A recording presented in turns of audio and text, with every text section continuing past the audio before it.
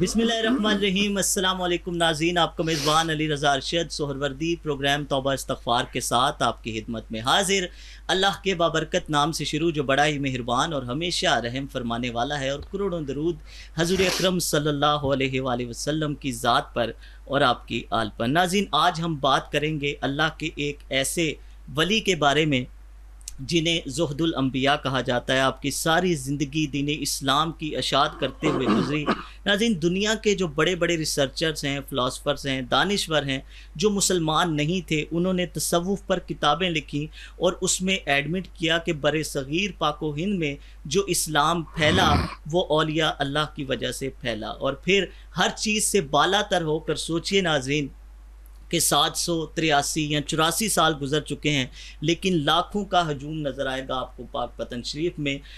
یہ وہ بات ہے جو اللہ تبارک و تعالیٰ نے فرمایا نا قرآن مجید میں کہ تو میرا ذکر کر، میں تیرا ذکر کروں گا۔ جب کوئی خالص نیت کے ساتھ اللہ تبارک و تعالیٰ کا ذکر کرتا ہے، اس کے رسول صلی اللہ علیہ وآلہ وسلم سے محبت کرتا ہے، تو پھر اللہ تبارک و تعالیٰ ایسے لوگوں کے ناموں کو زندہ کر دیتا ہے، ان کے ذکر کو زندہ کر دیتا ہے۔ اور ایسی ہی ایک مثال یہ ہستی ہیں جنہیں بابا فرید الدین مسعود گنج شکر رحمۃ اللہ تعالیٰ علیہ کہا جاتا ہے۔ آج ان کی سیرت اور کردار اور زندگی کے مختلف پہلوؤں کے حوالے سے بات ہوگی، اور اس حوالے سے بات کرنے کے لیے ہمارے ساتھ اسٹوڈیوز میں تشریف فرما ہیں ڈاکٹر محمد اسلم جلالی صاحب، اور ان کے ساتھ تشریف رکھتے ہیں علامہ نوید احمد سیالوی صاحب۔ ان دونوں باپ کی جانب بڑھتے ہیں، پروگرام کا باقاعدہ آغاز کرتے ہیں، سوالات کا سلسلہ شروع کرتے ہیں اور ان احباب کو خوش آمدید بھی کہتے ہیں۔ جی السلام علیکم ورحمۃ اللہ وبرکاتہ۔ وعلیکم السلام آپ کا بہت شکریہ جی پروگرام میں تشریف آوری کا۔ اللہ تبارک و تعالیٰ آپ کا آنا قبول و منظور فرمائے، اور جو کچھ کہا سنا جائے اللہ تبارک و تعالیٰ حقیقی معنوں میں ہم سب کو اس پر عمل پیرا ہونے کی ہمت اور توفیق عطا فرمائے۔ آغاز ڈاکٹر صاحب آپ سے ہے، اور میں چاہوں گا کہ سب سے پہلے تو اس حوالے سے فرمائیے کہ خاندانی پس منظر بابا فرید الدین مسعود گنج شکر رحمۃ اللہ تعالیٰ علیہ کا کیا ہے؟ جی بسم اللہ۔ بسم اللہ الرحمن الرحیم۔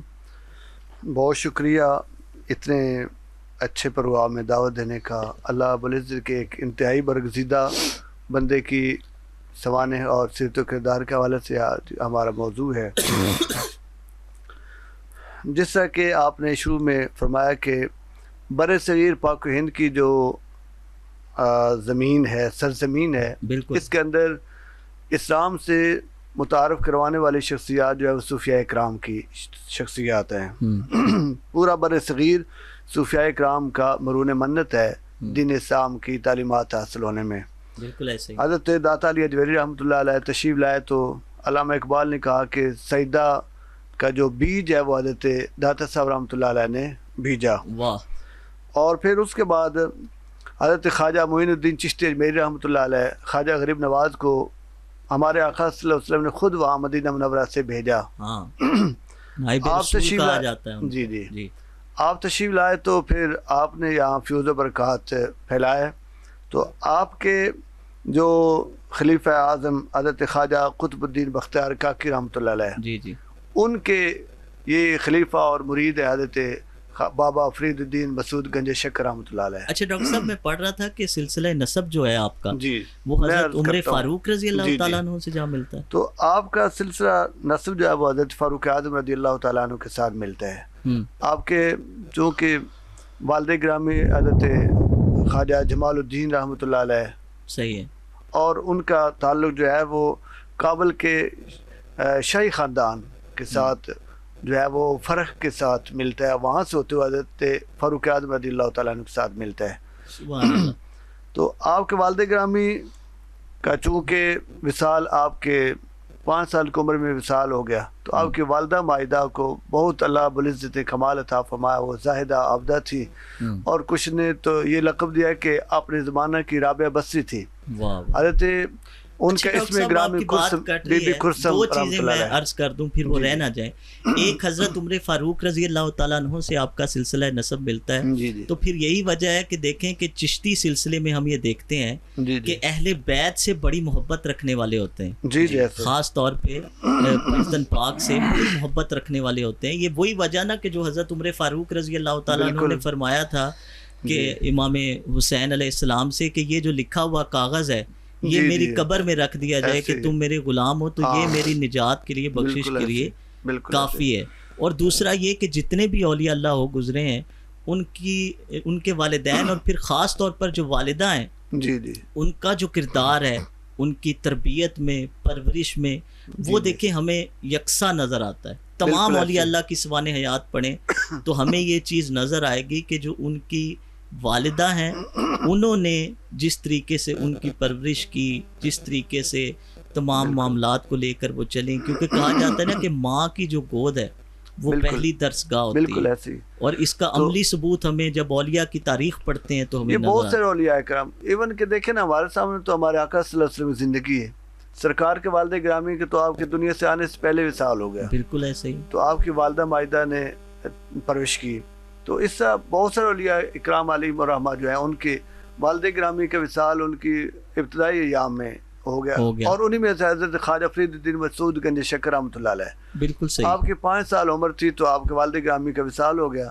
تو اس کے بعد پھر آپ کے والدہ نے پرورش کی اور کمال کر دیا، تربیت جو کی وہ والدہ نے کی، تربیت والدہ نے کی، اور باقاعدہ آپ کے سوانح حیات میں لکھا ہے کہ پہلی درسگاہ آپ کی والدہ مائدہ کی گود ہی ہے، بالکل ٹھیک، تو آپ نے اسی طرح والدہ سے تربیت حاصل کی، اور پھر 12 سال کی عمر میں آپ نے قرآن کریم حفظ کر لیا، ماشاءاللہ بڑے بلا کے ذکی اور ذہین تھے، تو اس طریقے سے آپ نے قرآن کریم کی جو حفظ ہے اس سے آغاز کیا تعلیم کا۔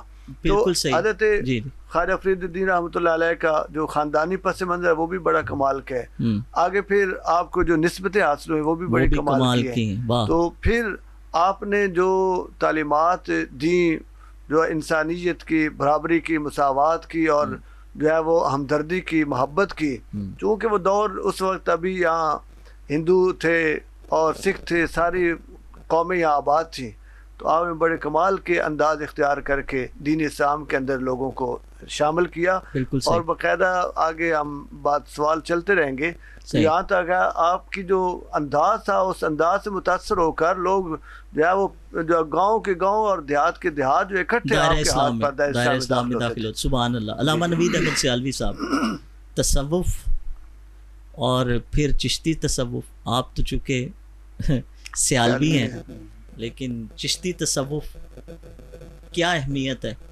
اور جب پھر بات ہو بابا فرید الدین مسعود گنج شکر رحمۃ اللہ تعالی علیہ کی سوانح حیات کے حوالے سے، اور آپ کو پتہ ہے کہ کچھ ہی دن باقی ہیں آپ کے جو عرس کی تقریبات ہیں ان کا بھی آغاز ہونے والا ہے، کیا فرمائیے گا؟ بسم اللہ الرحمن الرحیم، اللہم صلی علی محمد وعلی آل محمد وبارک وسلم۔ علی بھائی، آپ کے اس بامقصد پروگرام کے انعقاد پر آپ کو اور جملہ ٹیم کو خراج محبت پیش کرتا ہوں، جزاک اللہ۔ اور ہمیشہ کی طرح آپ ایک مقصد پروگرام میں انعقاد کرتے ہیں جس سے عامت المسلمین کو فائدہ ہو اور دین اسلام کا پیغام اچھی طرح آگے منتقل ہو سکے۔ جس شخصیت کا ذکر ہے اس شخصیت کا ذکر قرآن سے ہم شروع کرتے ہیں تاکہ لوگوں کے ذہنوں میں یہ عموماً یہ سوال ہوتا ہے کہ ان لوگوں کا ذکر آپ کیوں کرتے ہیں اور اس کے پیچھے حقیقت کیا ہے۔ وہ کہتے ہیں قرآن میں کہاں لکھا ہوا ہے، حدیث میں کہاں لکھا ہوا ہے۔ تھوڑا سا میں قرآن سے آغاز کر کے تو حضرت کی طرف آتا ہوں، کیونکہ حضرت کا ذکر آج سے تقریباً 750 سال ہو چکے ہیں آپ کے وصال کو، ٹھیک ہے، 750 سال، یہ بہت بڑی مدت ہے جی، تقریباً 800 سال، یعنی کہ 8 صدیاں ہو چکی ہیں آپ کے وصال فرمائی ہوئی، لیکن آج بھی آپ کے مزار پر انوار پر جو وہاں پر محبتیں ہیں، جو وہاں پر رونقیں ہیں، وہ میرے خیال میں ہمارے باپ دادا کی قبروں پر نہیں ہو سکتی، لاکھوں کروڑوں کی تعداد میں، جی پورا سال، اور محرم کے ایام میں جہاں پر عرس کا آغاز ہوتا ہے وہاں تو پھر وہاں برکتیں ہی برکتیں ہوتی ہیں۔ تو اس حوالے سے اصل میں وجہ کیا ہے کہ ان لوگوں کو اللہ پاک نے اتنی پذیرائی کیوں عطا فرمائی ہے؟ جیسے کہ آپ نے پہلے قرآن کی آیت کو ایڈ کیا ہے کہ فَاذْكُرُونِي أَذْكُرْكُمْ وَاشْكُرُوا لِي وَلَا تَكْفُرُونَ، کہ اللہ کہتا ہے کہ میرا ذکر کرنے والے کا ذکر کبھی نہیں مٹے گا، جو میرے ذکر کو کرتا ہے، میرے ذکر سے اپنے دل کو، اپنے زبان کو منور، معطر اور منور رکھتا ہے، اس کا ذکر وہ جانے کے بعد بھی صدیاں گزر جائیں گی، اس کا ذکر ختم نہیں ہوگا، ایک شاعر پنجابی رہے گا کہ تو کر مینوں یاد میں تینوں یاد کراں جی، وچ قرآن دے خود فرماندہ اللہ ہے، اللہ ہے۔ اب قرآن مجید میں اللہ پاک نے لوگوں کی کتنی صفات کا ذکر کیا۔ اصل میں قرآن تو یہاں پر نازل نہیں ہوا نا، قرآن تو عرب میں نازل ہوا ہے نا, یہاں کوئی نبی بھی نہیں آیا, یہاں بھی سارے اللہ کے ولی آئے ہیں. تو قرآن میں یہ جو ذکر آیا یہ ہزاروں سال بعد کی ترجمانی کرتا ہے. قرآن آفاقی کتاب ہے, وہ ایک علاقے ایک مخصوص وقت کے لیے یا ایک سال یا ایک صدی کے لیے نہیں ہے. وہ جملہ صبح قیامت تک ہر دور کے اندر قرآن اپنی ترجمانی کر رہا ہے. اور اللہ پاک قرآن مجید میں فرماتا ہے الا ان اولیاء اللہ لا خوف علیہم ولا هم یحزنون, جو میرے یار ہیں, میرے بیلی ہیں, میرے دوست ہیں, مجھ سے تعلق رکھتے ہیں, میرا ذکر کرتے ہیں, میرے نام پر جیتے ہیں, میرے نام پر مرتے ہیں, وہ دنیا میں بھی پریشان نہیں ہوں گے, آخرت میں بھی پریشان نہیں ہوں گے, غم نہیں آئے گا, خوف نہیں آئے گا, تکلیف نہیں آئے گی. کیوں؟ فرمایا الذین آمنوا, پہلی صفت ان کی ایمان ہوگا. الذین آمنوا وکانوا یتقون, فرمایا کہ پہلی صفت ایمان ہے, اور ایمان بھی ان کا ایسا ہوگا جو ایمان جیسا حق ہوتا ہے ایمان کا. دیکھیں نا ایمان وہ بدر میں کیسا تھا, احد میں کیسا تھا, کربلا میں کیسا تھا, وہ پوری تاریخ اسلام کو اٹھا لیں, ان لوگوں کا ایمان تھا. ہمارا تو ایمان ہی کمزور ہے, ان لوگوں کی ایمان کی وجہ سے وہ ایک مرتبہ حاصل کرتے ہیں. ایمان لانے کے بعد عمل ان کا اتنا صالح تھا, اتنا اعلیٰ تھا, اتنا اکمل تھا کہ ان کے عمل کو دیکھ کر لوگ متاثر ہوتے ہیں, ان کے قریب جاتے ہیں. زمانے میں مسلمان ہو کر ہم خار ہوئے تارک قرآن ہو کر. تیسری صفت کی وکانوا یتقون, فرمایا کہ ایمان بھی تھا, عمل بھی تھا, اور اللہ کا خوف, تقوی, پرہیزگاری ان کے جسم میں, ان کے دل میں کوٹ کوٹ کر بھری ہوئی تھی. وہ جدھر سے گزرتے تھے دیکھنے والا کہتا تھا یہ قرآن والا جا رہا ہے, یہ مصطفیٰ والا جا رہا ہے. تو حضرت خواجہ بابا فرید الدین گنج شکر رحمۃ اللہ علیہ اتنی عظیم شخصیت ہے کہ آپ کے بارے میں آتا ہے کہ آپ کا نسب نامہ, چونکہ میں چشتی ہوں, آپ نے چشتی کا ذکر کیا ہے اور چشتی نظامی ہوں. حضرت خواجہ صاحب کے جو پیر و مرشد تھے حضرت بابا قطب الدین بختیار کاکی رحمۃ اللہ علیہ خواجہ, وہ ان کے والد, ان کے پیر و مرشد تھے. آپ نے ابتدائی تعلیم ساری ملتان میں حاصل کی, بچپنا وہاں پر گزارا, اس کے بعد دہلی کا سفر کیا اور ڈائریکٹ وہاں پہنچے اپنے پیر و مرشد کی بارگاہ میں, وہاں سے فیض حاصل کیا. اور حضرت خواجہ قطب الدین بختیار کاکی کوئی عام بندہ نہیں تھا کہ جن کے پاس وہ تشریف لے کر گئے تھے, ان کے پیر و مرشد تھے حضرت خواجہ معین الدین چشتی اجمیری رحمۃ اللہ علیہ, جنہوں نے 90 لاکھ لوگوں کو کلمہ پڑھایا. آج لوگ کہتے ہیں کہ اللہ کے ولی کیا کر سکتے ہیں, بابے کیا شے ہیں. بابے یہی شے ہیں کہ پورے برے صغیر کے اندر اسلام کا نور پھیلانے میں, قرآن کی تعلیمات پھیلانے میں, آقا علیہ السلام کی حدیث کا پیغام دینے والے یہی لوگ تھے. آج ہم اگر مسلمان ہیں, ہم نے کلمہ پڑھا ہے, دین پڑھا ہے, دین کو سمجھتے ہیں, پڑھاتے ہیں, یہ سارا انہی کا فیض ہے. تو حضرت خواجہ بابا فرید الدین گنج شکر کے پیر و مرشد قطب الدین بختیار کاکی, اور آپ کے پیر و مرشد ہیں حضرت خواجہ معین الدین چشتی اجمیری. اور مزے کی بات بتاؤں آپ کو کہ ہم نظامی کیوں کہلواتے ہیں, حضرت بابا فرید کے جو مرید تھے, خلیفے تھے, جو آپ کے سب سے زیادہ قریب تھے, خواجہ نظام الدین اولیاء محبوب الہی تھے, ان کے خلیفہ تھے. آپ ایک دفعہ دیکھیں کہ خواجہ معین الدین چشتی اجمیری, ان کی مرید قطب الدین بختیار کاکی, ان کی مرید بابا فرید الدین گنج شکر, ان کے مرید حضرت خواجہ نظام الدین اولیاء محبوب الہی ہیں. تو یہ سلسلہ دیکھ لے چشتیوں کا کہ پورے ہندوستان کے اندر پھیلا ہوا ہے. کوئی ایسا علاقہ نہیں, کوئی ایسی بستی نہیں, کوئی ایسی جگہ نہیں جہاں پر چشتی نظامی موجود نہ ہو. آپ نے اپنی اس فکر کو پوری دنیا میں پھیلا دیا. آج بھی جب ماہ محرم کا مہینہ آتا ہے, خدا کی قسم ہے بہشتی دروازہ کھلتا ہے تو کیا برکتیں لوگ لوٹتے ہیں. لوگ ہی اعتراض کرتے ہیں کہ وہ بہشتی دروازہ کہاں سے تم نے نکالا ہے. میں نے کہا اس حقیقت کو تم نہیں جان سکتے کیونکہ تم نے تصوف کی دنیا میں پاؤں ہی نہیں رکھا, تمہیں پتہ ہی نہیں تصوف ہوتا کیا ہے. آقا علیہ السلام کی حدیث اور قرآن میں ہمیں یہ بتلاتے ہیں کہ تصوف کی حقیقت کیا ہے. اس پر انشاءاللہ آگے بات کریں گے, لیکن یہ میں صرف تھوڑا سا میں چشتی نظامی کے حوالے سے آپ سے گزارش کر دیا ہے, اور اس کے بعد انشاءاللہ آگے چلتی رہے گی. اللہ کریم آپ کی اس کوشش کو کامیاب فرمائے اور قبول فرمائے, اور یہ فیض جو ہے اولیاء اللہ کا جاری اور ساری فرمائے. ماشاءاللہ آپ نے جو خوبصورت انداز سے گفتگو فرمائی اولیاء اللہ کے حوالے سے, بابا فرید کے حوالے سے, چشتیہ سلسلے کے حوالے سے, تو ایک شعر بہت ہی خوبصورت میرے ذہن میں آ رہا ہے کہ چاہیں تو اشاروں سے اپنی کایا ہی پلٹ دیں دنیا کی, چاہیں تو اشاروں سے اپنی کایا ہی پلٹ دیں دنیا کی, یہ شان ہے خدمت گاروں کی, سرکار کا عالم کیا ہوگا. سبحان اللہ. ڈاکٹر جی جی بالکل ایسے ہی ہے جی. حضور سید عالم صلی اللہ علیہ وسلم کی اتباع میں اللہ رب العزت سب کچھ عطا کرتا ہے. حضرت خواجہ فرید الدین گنج شکر رحمۃ اللہ علیہ کے بارے میں کرتے ہیں, یہ جو کہا پلٹ دیتے ہیں. تو آپ کی بارگاہ میں ایک بندہ آ گیا کہ حضور میری بچی ہیں, میں نے شادی کرنی ہے, تو میرے پاس اسباب نہیں ہیں. آپ نے مختلف روایت, آپ نے وہاں سے ہاتھ ہمارا زمین پر وہاں سے ایک ڈھیلا ہاتھ میں آیا, تو آپ نے کچھ پڑھ کر دم کیا تو اس کو دے دیا. واہ واہ سبحان اللہ. تو انہوں نے جب گھر جا کر کھولا تو وہ تو سونا تھا. اب وہ گھر جا کر انہوں نے چونکہ دیکھ لیا کہ آپ سورہ فاتحہ پڑھ رہے تھے, دروشی پڑھا, سورہ فاتحہ پڑھا, تو گھر جا کر وہ بھی سورہ فاتحہ پڑھنے لگے, پڑھ کے پھونکتے رہے. پھر انہوں نے اپنے دوست سے بات کی کہ یار ایسا ہوا کہ میں حضرت بابا فرید کے پاس گیا تو انہوں نے مجھے ایسے ہی پڑھ کے دیا ہے, تو وہ تو سونا بن گیا. تو آپ نے فرمایا کہ یعنی دوست نے کہا کہ صورت تو وہی ہے سورہ فاتحہ وہی, لیکن زبان تو وہ خواجہ فرید کو ہونی چاہیے نا. تو یہ کہا پلٹ دیتے ہیں, ایسا کیوں نہیں. اچھا اس میں دیکھیں ہمارے اپنے نظام اور اس ماحول کے اندر جو بادشاہ کے قریب ہوتا ہے, جو جتنا اوپر ہوتا ہے اس کے اختیارات ملتے ہیں. تو ہم ان بزرگوں کی زندگیاں پڑھتے ہیں, حضرت خواجہ فرید الدین رحمۃ اللہ علیہ کی زندگی پڑھتے ہیں, ان کے ٹوٹل زندگی اللہ تعالیٰ کی رضا کے لیے. بالکل صحیح ہے جی. ہمارے ساتھ اس وقت موجود ہیں جی بابر سلطان گوندل صاحب, جو کہ ایڈمنسٹریٹر ہیں اوقاف دربار بابا فرید الدین مسعود گنج شکر. آپ کو خوش آمدید کہتے ہیں جی. السلام علیکم ورحمۃ اللہ وبرکاتہ. جی وعلیکم السلام, بہت مہربانی جی, بہت شکریہ, آپ نے ٹائم عنایت فرمایا. اللہ تبارک و تعالیٰ آپ کو اجر عظیم عطا فرمائے. ابھی کچھ ہی روز باقی ہیں, آغاز یہیں سے کرتے ہیں. بابر سلطان گوندل صاحب, کچھ ہی روز باقی ہیں, اس کی تقریبات کا آغاز ہو جائے گا. اور میں سن رہا تھا اس حوالے سے کہ یہ ایک واحد درگاہ ہے کہ جہاں پہ 15 دن کا عرس ہوتا ہے. تقریبات جو ہیں وہ 15 دن تک جاری رہتی ہیں. جی بسم اللہ. جی الحمدللہ جی, اس دفعہ جو سرکار بابا فرید الدین مسعود گنج شکر رحمۃ اللہ علیہ کا 764واں عرس مبارک جو ہے وہ 25 ذی الحج سے شروع ہو رہا ہے.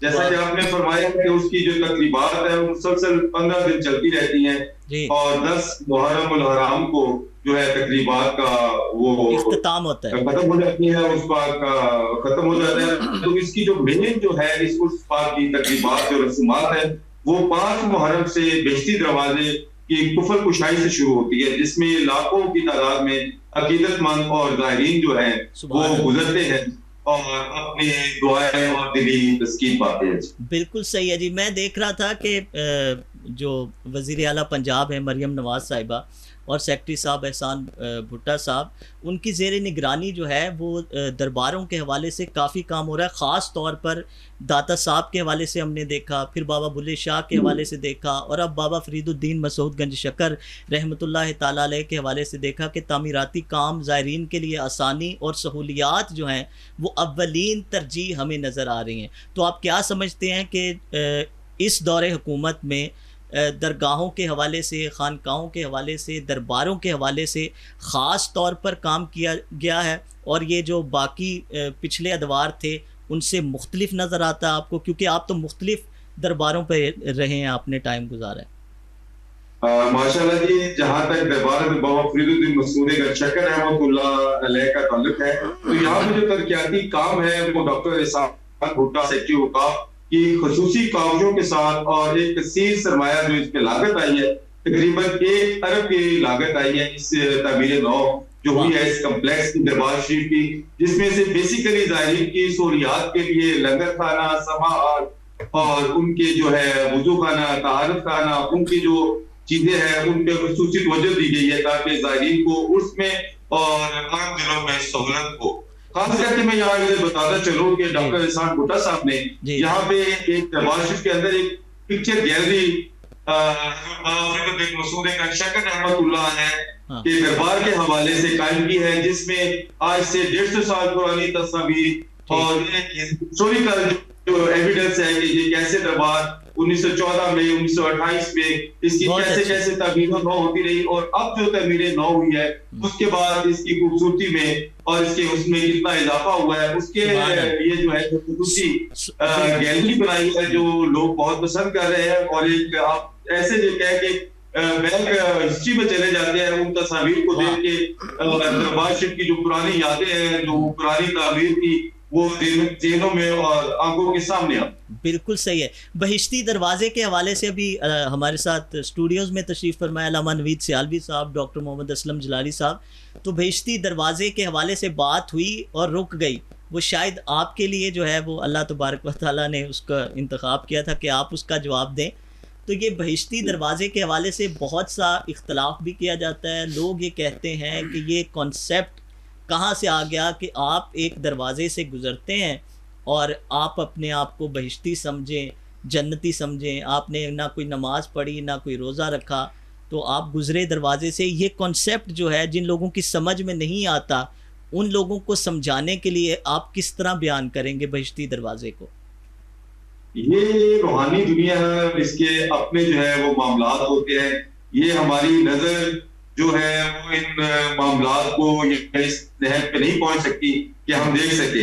یہ اولیاء اللہ تھے، جیسے خواجہ نظام الدین اولیاء رحمۃ اللہ علیہ نے سب سے پہلے جب آپ کو دفنانے کے لیے یہاں پہ تشریف لائے، حضور بابا فرید سرکار رحمۃ اللہ علیہ کو جب آپ کو اسی حجرہ مبارک میں دفن کیا گیا تو حضرت خواجہ نظام الدین اولیاء رحمۃ اللہ علیہ نے دیکھا کہ حضور پاک صلی اللہ علیہ وسلم اور چاروں خلفائے راشدین جو انہوں نے اپنی روحانی آنکھ سے دیکھا، انہوں نے روایات میں آتا ہے کہ انہوں نے آپ صلی اللہ علیہ وسلم کی زیارت کی اور خلفائے راشدین کی جو آپ کی تربت پہ کھڑے ہوئے تھے.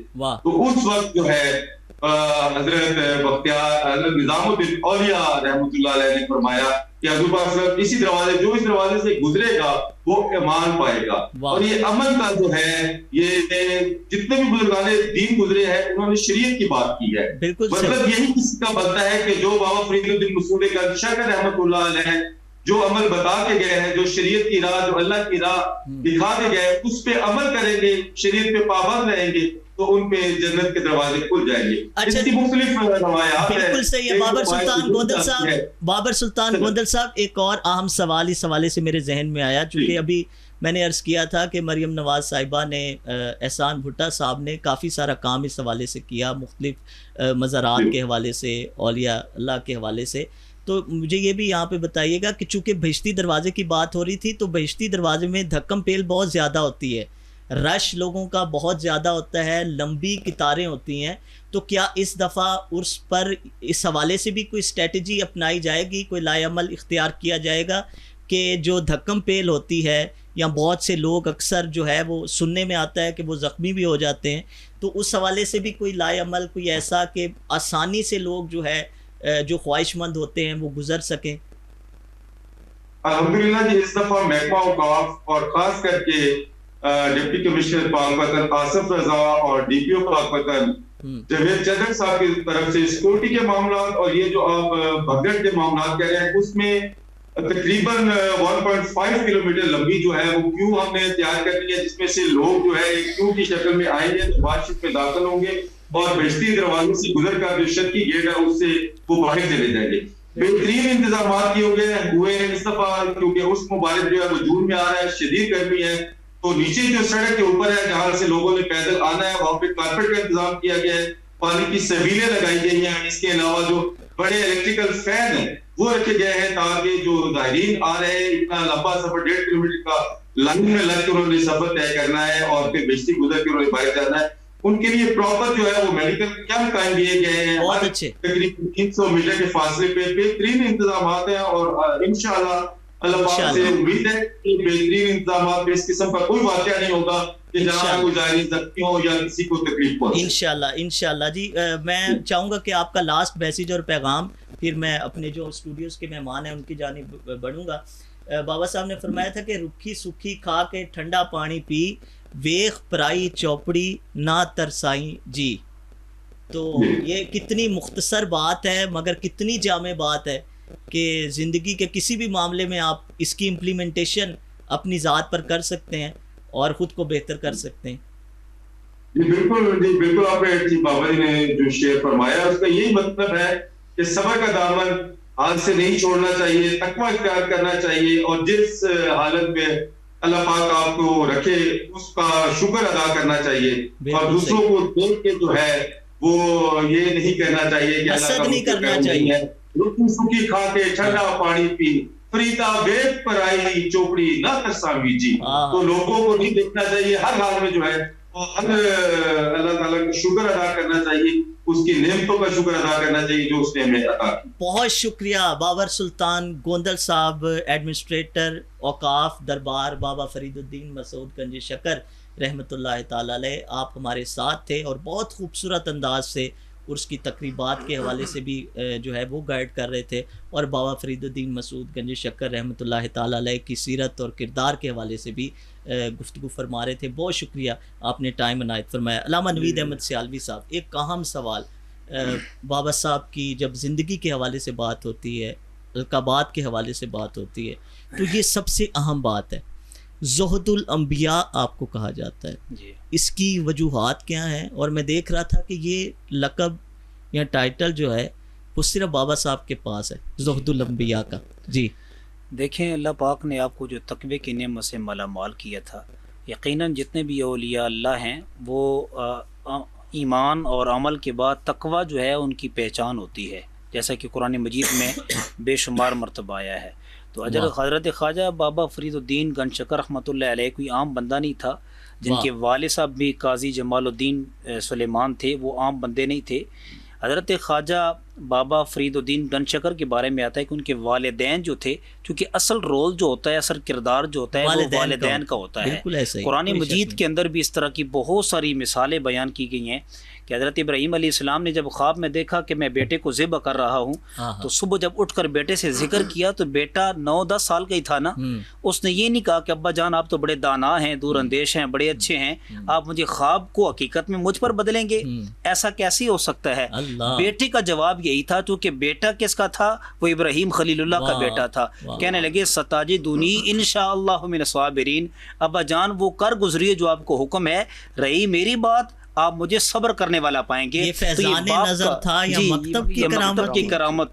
यानी ये देखिए कि बाप का किरदार कितना आम होता है।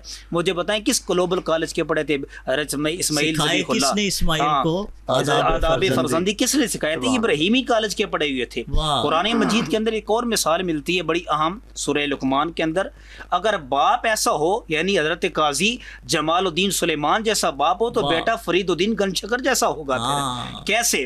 हजरत लुकमान जो एक हकीम थे, एक तबीब थे, नबी भी नहीं थे, रसूल भी नहीं थे, एक अल्लाह के बरगुज़ीदा बंदे थे, कुरान के नुज़ूल से हजारों साल पहले वो तशरीफ लाए थे। ऐसे ही अपने दौर में किसी इलाका में रहते होंगे, आपने अपने बेटे को नसीहत, वसीयत, तरबियत जो तालीम दी है, वो तालीम अल्लाह को इतनी मकबूल थी, इतनी पसंद थी कि जब आपने वो तालीम तरबियत की बच्चे की, रब ने हजारों साल पहले की हुई तरबियत का पूरा वाक़या उठाकर कुरान का हिस्सा बना दिया है। सूरह लुकमान पूरी की पूरी सूरह लुकमान हजरत सुलेमान हजरत लुकमान के जो है वो किरदार पर नाजिल कर दी है। तो मुझे बतलाएं कि उन लोगों की कहानियां जो हजारों साल पहले आए थे, उनके किरदार, उनकी तरबियत, उनका अखलाक और उनकी तालीमात जो है वो कुरान में क्यों दाखिल की गई हैं? इसी वजह से की गई हैं ताकि नस्ल इंसानी को पता चले कि दुनिया में ऐसे लोग भी गुजरे हैं जिनका जिक्र काबिल जिक्र है, काबिल रश्क है। एक मिसाल मैं आपके सामने रखूंगा हजरत लुकमान के, जो कि बाबा फरीद का जिक्र है। ये बात करना मकसूद इसलिए है ताकि लोगों को पता चले यार कुरान के साथ ये वाबस्ता जिक्र है।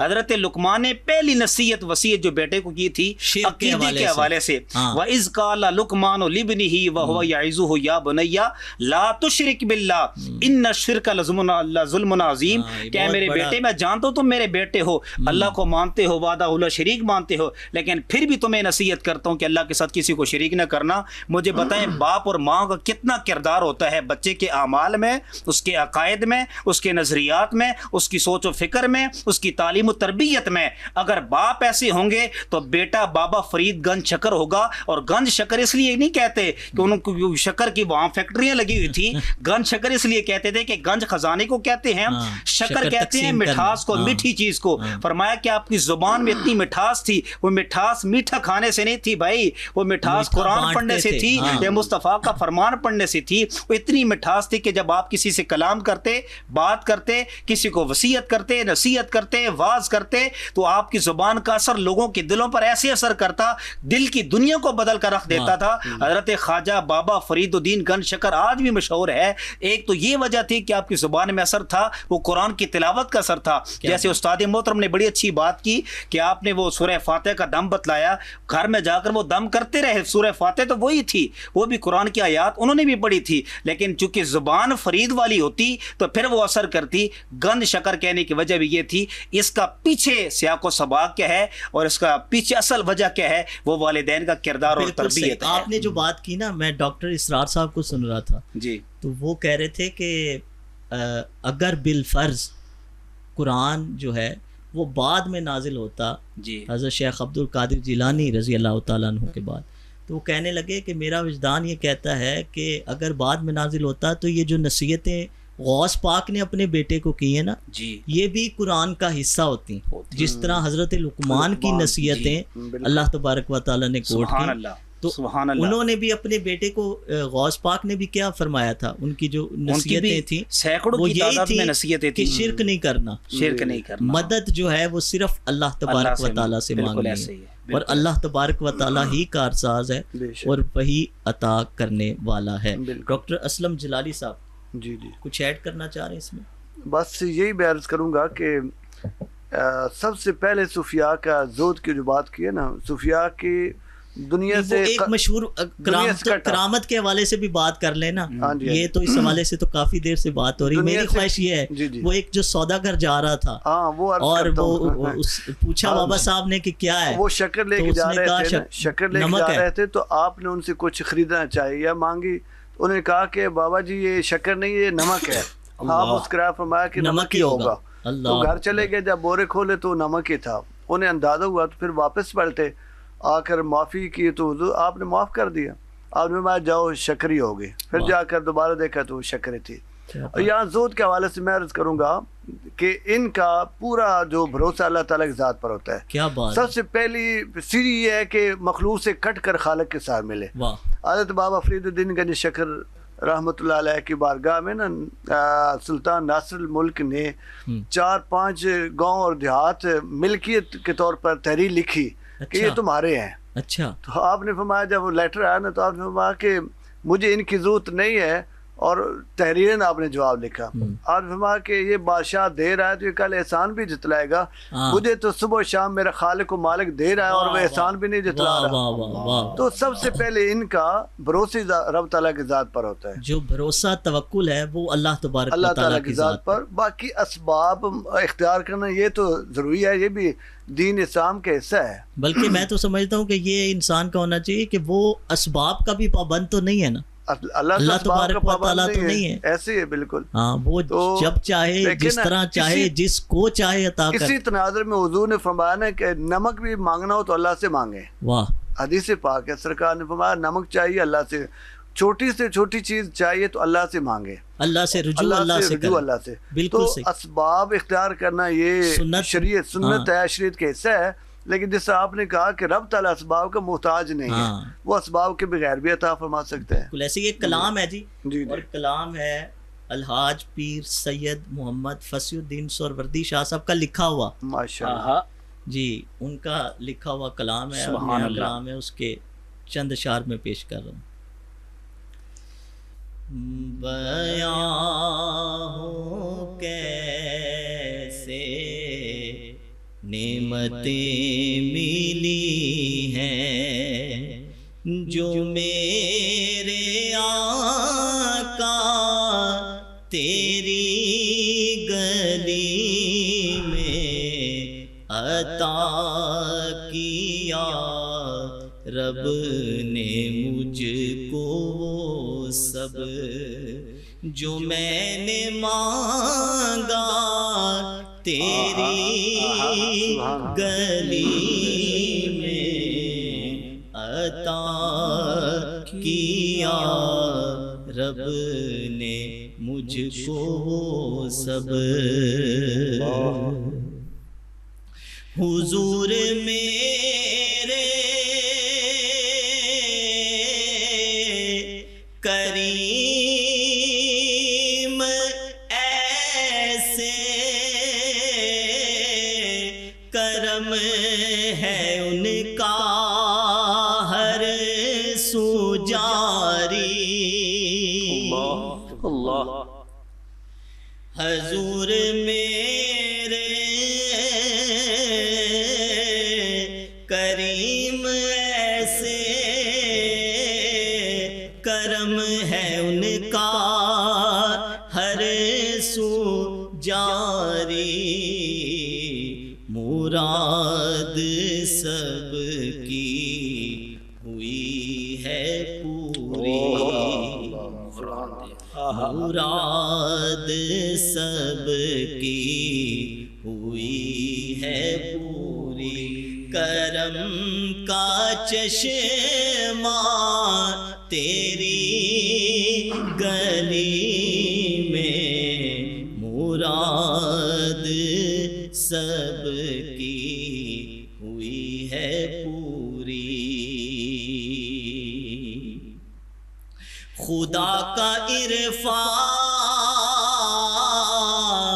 ملے گا اس کو جو پنجتن سے کرے گا الفت خدا کا عرفان ملے گا اس کو جو پنجتن سے کرے گا الفت غلامی ان کی سکندری ہے اس کا رستا تیری گلی میں غلامی ان کی سکندری ہے نواسوں کا دے دو اب تو صدقہ فصیح کو حسنین کے نانا نواسوں کا دے دو اب تو صدقہ فصیح کو حسنین کے نانا یہ منگتا تیرا گدا بھی تیرا سبحان اللہ یہ منگتا تیرا گدا بھی تیرا کھڑا ہے داتا تیری گلی میں عطا کیا رب نے مجھ کو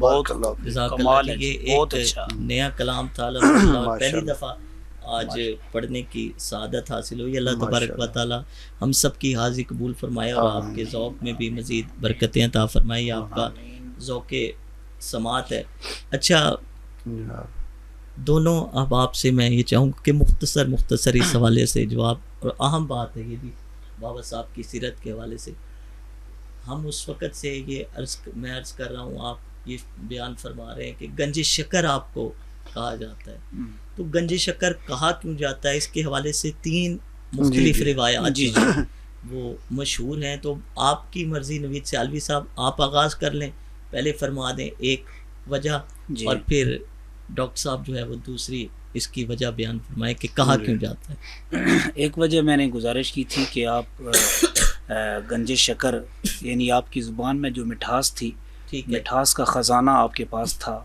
کلمات میں اثر تھا گفتگو میں اثر تھا اس لیے آپ کو گنج شکر کہا جاتا ہے اور دوسری وجہ ایک یہ بھی تھی کہ آپ زہد و تقوی میں اتنے اعلیٰ بلند مرتبے پر فائز تھے کئی دن کھانے کے لیے کچھ میسر نہیں آتا تھا اور ایک دن آپ نے ایسے انجانے میں کوئی پتھر اٹھا کر منہ میں رکھ لیا کہا جاتا ہے کہ وہ پتھر جب منہ میں ڈالتے ہیں تو وہ شکر بن جاتا ہے. تو آپ کے زہد تقوی کی وجہ سے اللہ پاک نے آپ کو یہ شکر یعنی مٹھاس آپ کی منہ میں پتھر کو میٹھا کر دیا. اور اس طرح اور بھی کئی وجوہات بتائی جاتی ہیں، ڈاکٹر صاحب بھی عرض کریں گے. میں نے وہ والدہ کے حوالے سے جی وہ نماز والی مشہور تو وہی واقعہ ہے نا کہ آپ کی والدہ نے بڑی کمال کی تربیت کی. آج جو ہے وہ ہمیں بھی اپنے بچوں کو اس طریقے سے جو ہے نا وہ تربیت کرنی چاہیے. دینی لگاؤ پیدا کرنے کے لیے کوئی لالچ دینے میں حرج نہیں ہے. آپ کے والدہ نے آپ کو نماز پہ لگایا اور کہا کہ نماز پڑھا کریں. جو نماز پڑھتا ہے اللہ رب العزت اس کو دنیاوی نعمتوں سے نوازتا ہے، اور اس کی ایک سورج یہ ہے کہ اللہ تعالیٰ شکر عطا فرماتا ہے. کیونکہ شکر پسند تھی آپ کو، شکر پسند تھی تو آپ جب مصلی ڈالتی تو اس کے نیچے پڑیا رکھ دیتی وہ شکر کی. آپ جب نماز ادا کرتے تو مصلی کے نیچے سے شکر اٹھا لیتے. یہ کافی وقت نظام چلتا رہا، لیکن ایسا ہوا کہ ایک دفعہ آپ کہیں تشریف لے گئے، گھر موجود نہیں تھی، تو نماز کے ٹائم آیا اور اس پڑیا رکھنا یاد نہ رہے تو آپ تشریف لے گئے. تو اس کے بعد ایسا ہوا کہ آپ نے نماز پڑھی اور آپ کے والدہ کو یہ بڑا جو ہے وہ تردد اور پریشانی تھی کہ ایسا نہ ہو کہ آئے وہ ساری لاج جو ہے وہ اٹھ جائے اور اعتماد ختم ہو جائے. تو ایسا ہوا کہ جب واپس تشریف لائیں تو آپ نے پوچھا ہاں بیٹا نماز پڑھی ہے تو فرمایا شکر ملی. انہوں نے کہا کہ شکر تو پہلے سے زیادہ مزے کی ملی ہے. تو آپ کو پھر اندازہ ہو گیا کہ اللہ نے نماز قبول کر لیا، ہماری تربیت کو قبول فرما لیا. تو حالانکہ اس دن آپ نے شکر رکھی نہیں تھی، تو اس کے باوجود جب مصلی اٹھایا تو نیچے سے شکر کی پڑیا ملی، اور پہلے شکر سے کہیں اعلیٰ اور اچھا اس کا ذائقہ تھا اور لذت. اچھا، میرے ذہن میں اس حوالے سے بات ہے کہ یہ بھی تو بابا صاحب کے حوالے سے ملتا ہے نا کہ ایک بچہ تھا وہ گڑیاں شکر زیادہ کھاتا تھا، تو عورت لے کے آ گئی بابا صاحب کی بارگاہ میں، کہنے لگی کہ دعا فرمائے. آپ نے کہا کل آنا، تو واپس چلی گئی. کل آئی تو دعا کر دی. تو وہ پوچھنے لگی کہ بابا صاحب کل دعا کرنے میں کیا حرج تھا؟ آپ نے فرمایا کہ کل میں نے کھائی ہوئی تھی. تو میں یہ مطلب یہ دیکھیں نا کہ آج ہماری بات میں نوید سیالوی صاحب اثر اسی لیے ختم ہو گیا. ہمارے کردار میں وہ اعمال نہیں ہے، کمزوری ہے. بلکہ حضرت بابا جی کے بارے میں آتا ہے کہ آپ بچپن میں ہی ذکر خدا میں اور درود شریف کثرت سے پڑھا کرتے تھے. جب اسکول کے بچے یا مدرسے کے بچے آپ کے ساتھ پڑھتے تھے تو وہ چھٹی کرتے تھے تو سارے کھیل تماشے میں چلے جاتے، تو بابا جی نہیں جاتے تھے. اچھا. تو طلباء جو تھے آپ کے ساتھ پڑھنے والے، انہوں نے آپ کی والدہ سے ذکر کیا بھی آپ کا بیٹا جو ہے وہ تسبیح لے کر بیٹھ جاتا ہے جناب بچپن میں. میں یہ پہلے بھی گزارش کر چکا ہوں کہ ماں باپ کا کردار بڑا اہم ہوتا ہے. جیسے علامہ ڈاکٹر صاحب نے بھی یہ فرمایا کہ والدہ اور والد اگر بچے کی تربیت کرنا چاہیے، اچھی لالچ دے کر بھی کریں، دنیاوی لالچ دے کر بھی کرنی چاہیے. تو آپ کا کردار کتنا اعلیٰ تھا والدہ کا کہ جب بچے سارے گاؤں کے اکٹھے ہو کر آپ کی والدہ کے پاس گئے تو کہا بھئی آپ کا بیٹا ہمارے ساتھ کھیلتا نہیں ہے. اس وقت دیہاتوں میں ہی ہوتا تھا کہ ایک ہی تندور پہ کھانے، ایک ہی کنویں سے پانی، وہ اکٹھ ہوتا تھا، ایک محبت پیار ہوتا تھا. تو آپ کی والدہ فرمانے لگی بیٹا کہ میں نے بچے کو کھیل تماشے کی طرف میں نے خود نہیں دیکھا، کبھی اس کی رغبت نہیں تھی. اصل وجہ کیا ہے؟ اصل وجہ یہ تھی کہ میں جب بچے کو دودھ پلاتی تھی فرید کو تو میں بے وضو دودھ نہیں پلاتی تھی، با وضو دودھ پلاتی تھی. تو دیکھیں آج ہمارا کردار، ہماری مائیں اور بیٹیاں کس طرف جا رہی ہیں. بابا صاحب نے خود بھی بیان کیا. جی بابا صاحب نے فرمایا کہ میں ایک دن اپنی والدہ سے کہنے لگا کہ ماں جی اللہ تعالیٰ نے مجھے یہ مقام عطا کیا ہے. تو وہ آگے سے کہنے لگی کہ یہ سب کچھ میری وجہ سے. تو میں نے کہا کہ آپ بتائیں کہ آپ کی وجہ سے کس طرح. فرمایا کہ یہ جو آپ بات ابھی فرما رہے تھے نا کہ میں نے کبھی بھی بے وضو ہو کر دودھ نہیں پلایا، مسعود کو جو ہے وہ دودھ نہیں پلایا، تو یہ اس کی برکت ہے. اور درود شریف ہمیشہ پڑھتے ہوئے، کچھ پکایا تو تب بھی درود شریف پڑھتے ہوئے، اور کچھ کھلایا تو تب بھی درود شریف پڑھتے ہوئے اور اللہ تعالیٰ کا ذکر کرتے. تو بابا صاحب کہنے لگے کہ میں نے تو ویسے ہی پوچھا تھا، بے شک میرا وجود جو ہے اس کا ہونا بھی آپ کی بدولت ہے، تو میری کرامات بھی آپ کی بدولت ہے. سر ماں باپ کا کردار بہت معنی رکھتا ہے. آپ حضرت شیخ عبد القادر جیلانی رضی اللہ تعالیٰ ان کی والدہ محترمہ کے بارے میں ایسا ہی پڑھیں، آپ کو پوری تاریخ ملے گی. اور بھی جتنے ہمارے ٹائم ہمارے پاس تھوڑا رہ گیا، سوال تو اہم ہے. چشتی سلسلے کے 3 بڑے سربراہوں میں سے ہیں جی بابا فرید صاحب. ایک تو اس حوالے سے بالکل مختصر، اور دوسرا اس حوالے سے میں ایک بہت ہی اہم بات میں نے سنی اور میرے دل کو لگی کسی نے کہا کہ دیکھیں ہم بادشاہوں کی تاریخ پڑھ لیں نا، اگر پڑھتے رہیں تو ہم بادشاہ نہیں بنتے، لیکن ولیوں کا ذکر سنتے اور کرتے کرتے ولی ضرور انسان بن سکے. یہ بھی ولیوں کی ایک کرامت ہے، کوئی شک نہیں، کوئی شک نہیں. جی میں یہ عرض کروں گا، حضرت خواجہ بابا فرید الدین گنج شکر رحمۃ اللہ علیہ کا اپنا بھی یہ قول ہے. آپ فرماتے ہیں 3 کاموں میں جو ہے نا وہ لذت اور سکون حاصل ہوتا ہے اور تازگی حاصل ہوتی ہے. ان میں سے ایک تو یہ کہ سماع کا آپ نے ذکر فرمایا، اچھا، سماع کے وقت ایک خاص وجدانی کیفیت ہوتی ہے، اور دوسرا یہ کہ نیک لوگوں کے حالات پڑھنے سے بھی کیفیت طاری ہوتی ہے. اور تیسرا یہ کہ جو عاشق رسول عاشق الہی ہے ان کا تصور پیدا کرنے سے بھی بندے کے اندر کیفیت طاری ہوتی ہے. تو ان کا ماں تصور، اور یہی جو ہے نا ہمارے سلسلہ نقشبندیہ کے اندر یہ ہے کہ شیخ کا تصور ایک معیت ہوتی ہے، تو وہ مطلب شیخ کے تصور میں چلتے رہے کہ میں اپنے شیخ کے ساتھ ہوں، یہ شیخ میرے ساتھ ہے. بالکل صحیح. یہ کس طرح ہو سکتا ہے کہ صابر پیا کا ذکر نہ ہو؟ بھانجے آپ کے ٹائم بھی بالکل ختم ہو گیا. سر وہ روٹی کا واقعہ آپ کا بڑا معروف ہے، تو آپ کو جو فیض ملا ہے وہ بھی سلسلہ چشتیہ صابریہ کے پھر وہ آگے بانی بنے ہیں. تو آپ کو فیض کہاں سے میسر آیا؟ آپ کے آستانے سے میسر آیا، مامو جان سے میسر آیا. مجھے ایمان سے بتائیں کہ کیسی تربیت تھی پورے کرانے کی. اس کا مطلب یہ کہ بابا فرید از خود صرف اللہ کے ولی نہیں تھے، ان کی پورے خاندان میں بڑے بڑے لوگ، یعنی آپ کی بہن کوئی عام بندہ نہیں تھا، اور ان بہن کا جو بیٹا تھا پھر اللہ پاک نے انہیں کتنی عزتوں سے مالا مال کیا تھا. پھر آپ کے جو ہیں صابر پیا کی کیا کہانی ہے، آپ انشاءاللہ اس پر بھی اسپیشل ایک پروگرام ہوگا. لیکن یہ ہے کہ سلسلہ نظامیہ ہو، چشتیہ نظامیہ ہو، سلسلہ چشتیہ صابریہ ہو، یہ سارے ہمارے سروں کے تاج ہیں. نقشبندیہ ہو، سہروردیہ ہو، یہ سارا فیض ہے. یہ سارے دریا چشمے ہیں جو ایک ہی دریا سے پھوٹتے ہیں، جو دریائے نبوت ہے. فیض وہاں سے آتا ہے، اور جو حاصل کرنا چاہے اسے ملتا ہے. کون دیتا ہے دینے کو منہ چاہیے، دینے والا ہے سچا. سمجھے کہ یہ ایک جو ہے نا وہ سینٹر ہے جی، اور یہ مختلف جو نقشبندیہ، قادریہ، یہ باقی جتنے سلاسل ہیں جی، یہ اس سینٹر کی طرف جاتے ہوئے مختلف راستے ہیں. آپ جس راستے سے چلے جائیں، مرکز اور محور آپ کا رسول اللہ صلی اللہ علیہ وسلم کی ذات مبارکہ. بالکل. بہت شکریہ جی آپ دونوں باپ کا. ناظرین ہمارے پروگرام کا وقت ختم ہوا چاہتا ہے. انشاءاللہ آپ سے ملاقات ہوگی نیکسٹ پروگرام میں نئے مہمان اور موضوع کے ساتھ. تب تک اپنا حلقہ احباب میں عزیز و اقارب کا بہت سا خیال رکھیے گا، اور علی رضا ارشد سہروردی کو دیجیے اجازت. اللہ نگہبان.